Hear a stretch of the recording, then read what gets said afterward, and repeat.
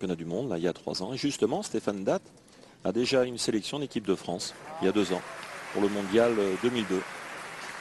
Alors donc il faut savoir que ce 4e joueur est là, dans l'attente, on décide et à tout moment, à l'attaque d'une main, il peut faire son apparition. Mais c'est un choix qui est très difficile à ce moment de la partie. Parce que moi je pense que j'aurais fait tirer Claudie Webel. Et oui, parce qu'il est froid, il n'a froid. pas joué. Tout d'un coup, Fasino a décidé, il est mené 7-2, de jouer l'attaque. Alors le Dantec est allé se reposer sur la chaise. Finalement, c'est Stéphane qui prend le relais, mais conséquence, il vient de faire un trou. C'est très difficile pour lui d'entrer dans cette partie-là. Aïe! Et oui. C'est dommage pour lui parce que c'est un garçon qui est très très fort. Et là, bon, malheureusement, il rentre là, il manque 2 fois, il met son équipe en péril. Mais c'est très difficile. Et à la pétanque, souvent on dit on a le droit de rater une boule, mais jamais de manquer double. Ça, c'était Cocoyan qui me disait ça. Lorsque je jouais avec Coco, avec qui j'ai gagné bien sûr 2 fois le mondial à Marseillaise, il me dit, petit, tu peux manquer autant de boules que tu veux, mais ne manque jamais double. Cocoyan qui a gagné 6 fois la Marseillaise. Alors Denis Webel, va falloir un petit peu rattraper le coup. Claudie Webel, rattraper le coup. Là, il faut que tire boule et bouchon. Oui, ça va mal. Et justement, puisqu'on parlait de Marseille, il faut rappeler que la Marseillaise, c'est sur France Télévisions, toujours début juillet. L'année prochaine, ils vont vivre une formidable année, puisqu'à la fin juin, il y aura aussi les championnats de France triplettes seniors. Les féminines, si, il y aura les femmes et les hommes. Oui, et puis il y a le mondial féminin, bien sûr, forcément, à la Marseillaise. Mais l'année prochaine, il va y avoir énormément de tournois dans le sud. De très très gros tournois justement en Corse. Et je fais un petit coucou à mes amis corses de Porto Vecchio. Les 2 Christophe en particulier. Claudie Webel. Très très important pour lui d'y frapper.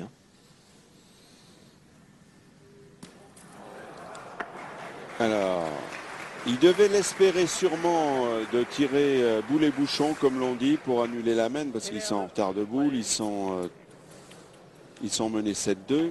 Et le bouchon, bah oui, sur ce terrain-là, sur un terrain lisse, il serait parti.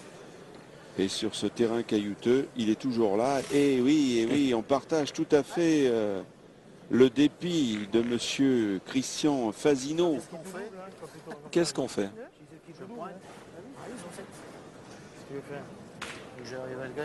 Alors qu'est-ce que vous feriez, Marco Foglio, dans cette situation? Vous êtes mené 7-2, vous n'avez plus que 2 boules et en face il y en a 5. C'est-à-dire qu'il faut très très bien pointer en espérant que le tireur en face manque une boule ou 2, parce que maintenant le bouchon est à 11,50 m. Maintenant, s'il peut avoir un espoir, faire un trou, se cacher dans un trou de boule ou derrière le bouchon. Mais c'est pas facile. Mais enfin, quoi qu'il arrive, il faut absolument gagner le point.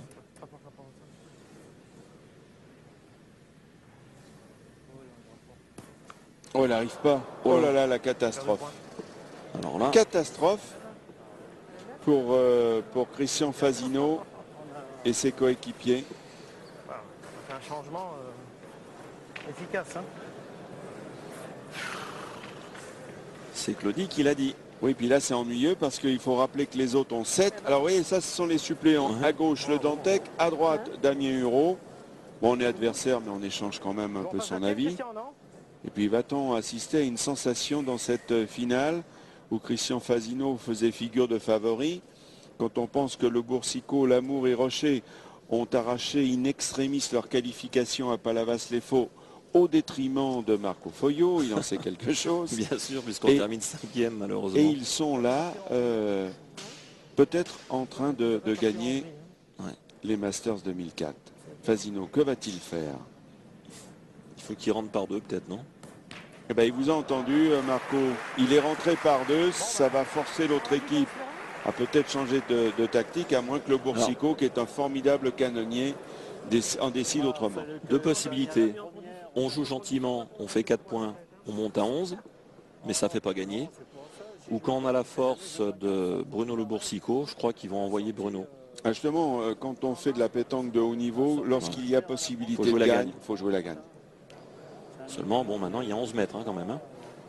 Mais il est capable. Hein. Ouh là là. Allez, Bruno Le Boursicot, 3e participation. Et ben Eh voilà, ben, comme et- d'hab. Oui, puis attendez, très important, il est resté dans le cadre. Vous voyez les 2 boules blanches, au milieu une boule noire. S'il vient à taper la boule et il reste dans le cadre, eh ben, ça sera fini. Cette finale sera beaucoup plus courte qu'on pouvait l'imaginer, alors que les demi-finales ont été très disputées. Lui, il aura fait le 1000. S'il fait carreau là, il aura fait le 1000. Attention, on retient son souffle. Elle Et est bonne. bien Elle est bonne. regardez, Et ben voilà qu'on gagne. François Coquet l'a suivi avec sa caméra là, qui est au pied de l'aire de jeu. Bien, vous voyez, en moins d'une heure, ça a été vite expédié. Victoire surprise sans aucun doute de Bruno Le Boursicot, Julien Lamour, Bruno Rocher. À part Julien Lamour, eh ben, on retrouvera ces 2 Bruno au championnat du monde de Grenoble. Et vous voyez, étonnant quand même la victoire. On ne s'attendait pas Étonnant, je crois que... à ce qu'il s'impose facilement. Mauvais choix tactique de Christian. Malheureusement. Eh bien, bravo. On a l'habitude, hein, Claudie Webel lui a demandé à sortir. Il est remplacé par Jean-François Aymon qui vient lui, regardez, s'échouer 2 fois sur un joli point d'arrêt Lacroix. Ah, je pense que c'est un choix un petit peu prématuré, Laurent, hein, parce que c'est vrai que Claudie Webel il tirait, il faisait un coup sur 2. Et moi je pense que à leur place, j'aurais un petit peu attendu avant de changer. Parce que Jean-François Aymon, il vient de rentrer, il vient de manquer double. Ce qui veut dire que pour lui, pour la confiance, c'est pas évident. Maintenant, les Belges n'ont plus de solution. Alors je pense que c'est un petit peu prématuré, à moins que Claudie ait ressenti un problème. Ouais, mais surtout à ce moment où la France vient de prendre la tête dans cette équipe et qui vient de passer à mi-partie de l'équipe belge qui est déjà en difficulté avec ce changement. Eh oui, je vous dis, un changement qui est intervenu un peu tôt. Et puis surtout que Jean-François Aymon, il faut savoir que les joueurs, quand ils rentrent, ils n'ont pas droit à l'échauffement. Hein. Donc ils se sont échauffés avant la partie, c'est-à-dire, vous le voyez à l'écran, c'est-à-dire il y a 1 heure pour Jean-François Aymon. Et lui, après, pendant 1 heure, il reste assis à côté de Gustave Moens, il ne joue pas. Donc il est rentré, il tire immédiatement, évidemment, Henri Lacroix a senti le coup, il s'est vraiment appliqué à le faire bon. Et Jean-François Aymon a manqué double. Et l'arbitre qui regarde sa montre. Ouais, ça va, il est tolérant. Tant mieux, pour l'esprit, c'est parfait. Manqué de triple. Non, mais là, pour les évidemment, Belges. c'est Van Campenot qui a tiré la boule. Et Dédé Lozano va tirer 2 fois le but. Premier tournant dans cette demi-finale. Dédé Lozano va tirer 2 fois le but. Ça peut être terminé sur la partie, sur la main. Alors attention. Hein. Tir au bouchon. Sur un changement prématuré. Quelle erreur de jeu des Belges. Il fait une partie plein pour l'instant, Lozano. Allez, attendons voir. C'est lui qui nous tue. Parce qu'à chaque fois C'est qu'il y a incroyable, un petit peu incroyable ce dénouement. On s'attendait pas du tout à ça. Là. On s'attendait à une partie très serrée. Bah oui, hein, mais Quel c'était... coup là. Ils sont en train de se noyer dans un verre d'eau, les Belges, Laurent. Je suis désolé de dire ça, mais pourquoi changer si vite alors qu'on ne joue pas très loin? Webel, il était à un coup sur 2. Ça pouvait venir, il avait tapé un bouchon. Il venait d'en prendre 5, ils étaient encore 5 à 7, ils étaient vraiment au contact. Et là, d'un coup, d'un seul. Ça part dans tous les sens et ils vont peut-être perdre en 2 mènes. Allez, attention.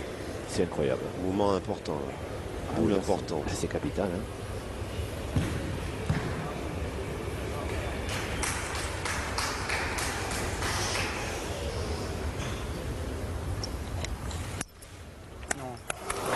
Et derrière, Dédé Lozano. Ah, c'est incroyable une partie de pétanque, comme ça peut tourner à une vitesse incroyable sur une décision sur pas grand chose, Laurent. Hein. C'est vrai qu'on promettait une partie compliquée. Et on l'avait. Si serré, on l'avait. Et puis on l'avait. Et on l'avait depuis 54 minutes. Je sais pas, là j'avoue que je suis un peu dubitatif à mon tour. Alors c'est pas compliqué, Simon qui a quasiment perdu des Lozano, parce qu'après la France va tirer immédiatement la boule de Van Campenot qui va jouer et ça sera terminé s'il reste dans le coin. Incroyable.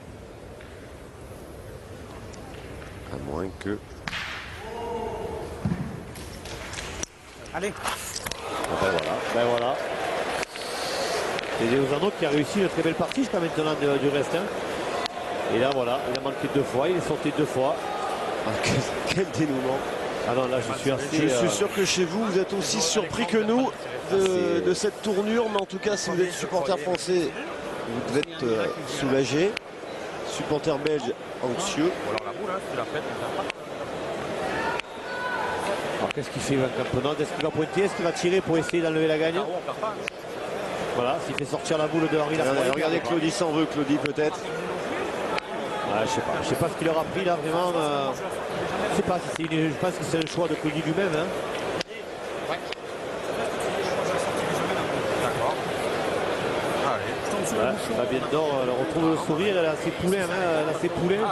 C'est l'équipe de France. Hein. Henri Lacroix et Philippe Pichot, notamment. Ah, ça gronde dans ce palais des sports. Alors qu'est-ce qu'il fait Michel Van Campenhout? Ça gronde tellement qu'on a même du mal à entendre les joueurs. Ils se noient dans un verre d'eau les Belges. C'est incroyable Laurent.